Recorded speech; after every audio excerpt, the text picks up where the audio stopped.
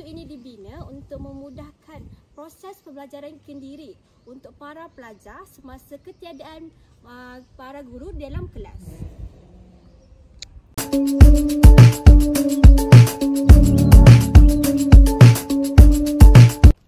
Sekarang cikgu akan menjatuhkan bola ini di mana-mana bahagian yang cikgu mahukan.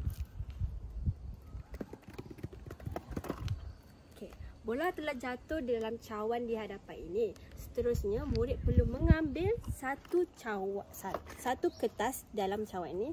Sebagai contoh, ini kaki bangku.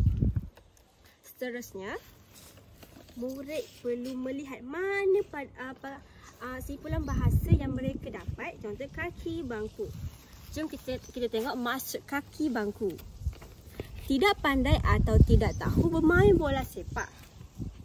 Apabila murid mendapat maksud tersebut, mereka perlu memberitahu atau menceritakan kepada rakan-rakan yang lain. Murid boleh scan QR yang telah cikgu sediakan. Permainan ini adalah untuk mengukuhkan lagi pemahaman murid terhadap simpulan bahasa. Okey, jom tengok cikgu scan.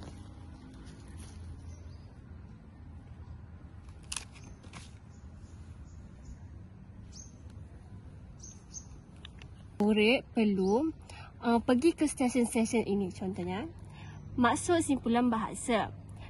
Ini adalah pilihan jawapan yang telah disediakan. Murid perlu memilih jawapan yang betul. Contoh, dan submit.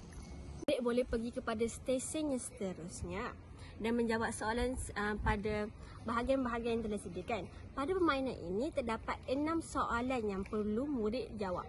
Dan apabila mereka sudah siap, mereka boleh menghantar jawapan mereka kepada cikgu-cikgu mereka.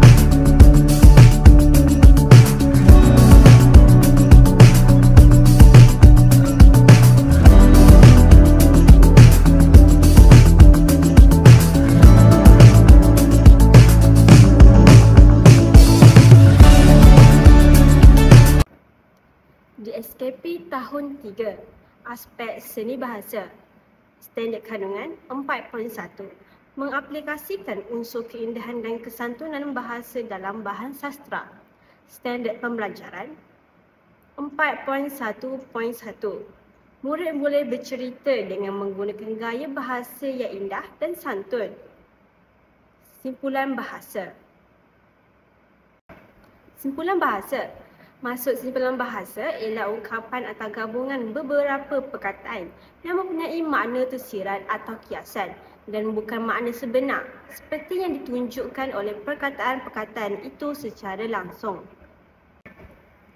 Ciri-ciri simpulan bahasa terdiri daripada 2 patah perkataan atau lebih, mempunyai makna tersirat, bersifat tetap dan tidak boleh diubah suai.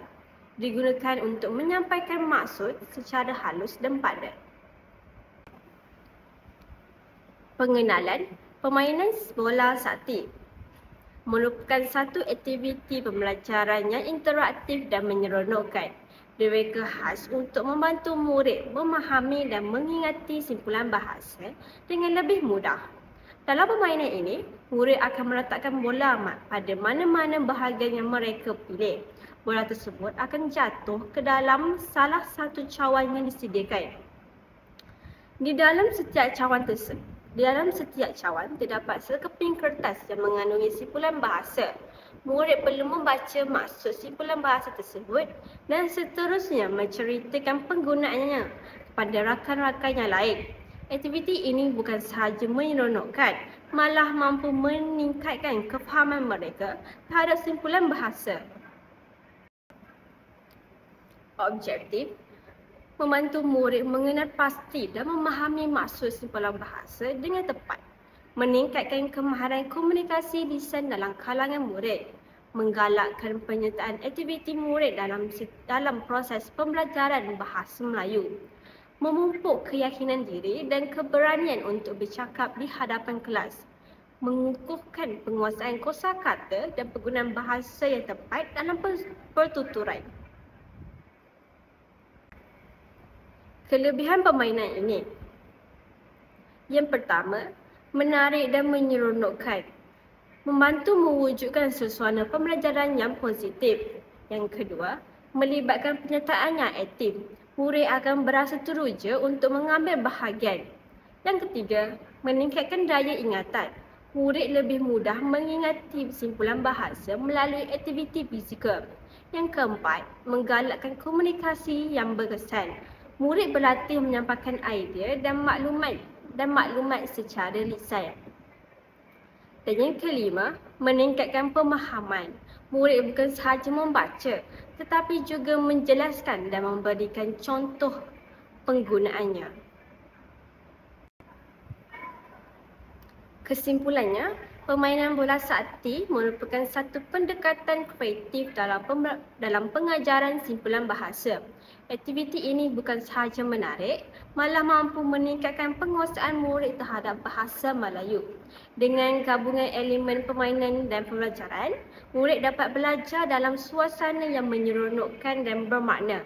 Selain itu, permainan ini juga membantu membina keyakinan diri serta kemahiran komunikasi murid secara berkesan.